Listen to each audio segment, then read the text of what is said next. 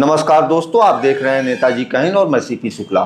आज आपको एक तार्किक बात बताने में आया हूं। जब भी आप लोग देखते हैं कोई भी बड़ा त्योहार आता है, कुछ भी आता है, तो तमाम तरह के लोग जो है प्रवचन देना शुरू कर देते हैं कि पानी ज़्यादा बह रहा है, खून ज़्यादा बह रहा है, उसके बाद धुआं ज़्यादा फैल जाएगा। तो इस समय दीपावली का त्यौहार आ गया है, तो तमाम ऐसे भी लोग आ जाएंगे जो कि प्रवचन देंगे कि ध्वनि प्रदूषण फैल रहा है, वायु प्रदूषण फैल जाएगा।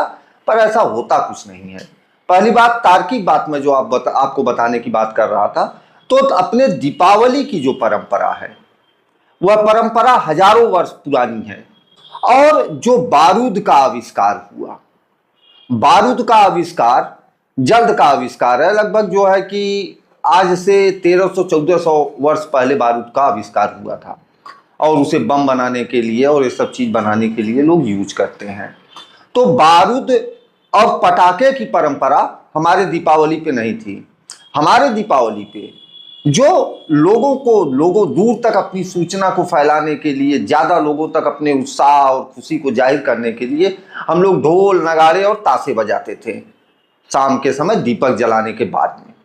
तो पटाखों से थोड़ा दूर रहना चाहिए, क्योंकि पटाखे वैसे भी खतरनाक हैं, क्योंकि इसके अंदर बारूद होता है, विस्फोटक होता है, तो इससे आदमी जल भी सकते हैं। इससे जो धुआं निकलता है, जो रोशनी निकलती है, यह किसी न किसी रूप में स्वास्थ्य के लिए हानिकारक है।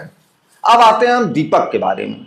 जो पारंपरिक दीपक हैं, जो तेल से जलाए जाते हैं, जो घी से जलाए जाते हैं, तो जब तेल और घी के दीपक जलाए जाते हैं तो पर्यावरण के अंदर ऐसी गैस का संचार करते हैं जिससे पर्यावरण शुद्ध होता है और स्वास्थ्यवर्धक ऑक्सीजन हम लोगों के अंदर आती है। और जो छोटे छोटे कीड़े पतंगे होते हैं, जो हानिकारक सूक्ष्म जीव प्रकृति में विचरण कर रहे हैं, वह भी नष्ट होते हैं। और जब ये मौसम चेंज होता है, गर्मी और बरसात चेंज होने के बाद जैसे ही ठंडी का आगमन होता है, तो शरीर को नुकसान पहुंचाने वाले छोटे छोटे सूक्ष्म जीव पर्यावरण में ज्यादा आ जाते हैं। जिसलिए भी हमारी दीपावली महत्वपूर्ण है और दीपावली का त्यौहार महत्वपूर्ण है। दीपक जलाने से ऐसे सूक्ष्म जीवों का जहां नष्ट किया जा सकता है, वहीं ढोल की ध्वनि, ताशे की ध्वनि, नगाड़े की ध्वनि, इस ध्वनि से भी पर्यावरण को और प्रकृति को लाभ पहुंचता है।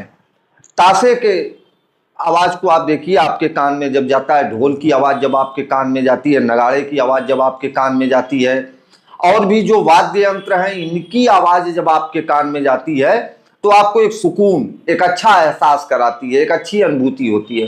पर आप कहीं बैठे हुए हैं, कहीं चल रहे हैं, एकाएक बम बम ऐसी पड़ाके की अगर आवाज आती है तो आप डर जाते हैं। तो ये सीधे से एकदम क्लियर दिख रहा है कि पटाखों की आवाज के लिए हमारा कान और हमारा मस्तिष्क अभ्यस्त नहीं रहता है। तो ऐसी ध्वनि हम लोगों को करने की ही क्या जरूरत है।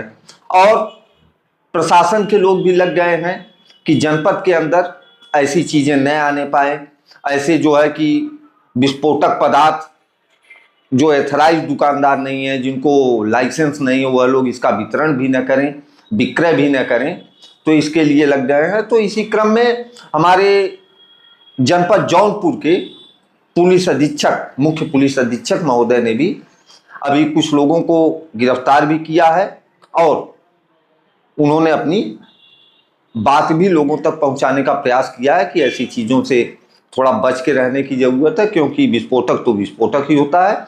तो आइए सुनते हैं अपने पुलिस अधीक्षक जौनपुर महोदय कौस्तुभ जी की। जौनपुर में आतिशबाजी के बिना अनुमति के रिहायशी क्षेत्र में रखे जाने के संबंध में कुल अभी तक 4 अभियोग पंजीकृत किए गए हैं, जिसमें कई कुंटल, लगभग 20 कुंटल के आसपास अवैध रूप से प्राप्त की गई आतिशबाजी को पुलिस द्वारा सीज किया गया है।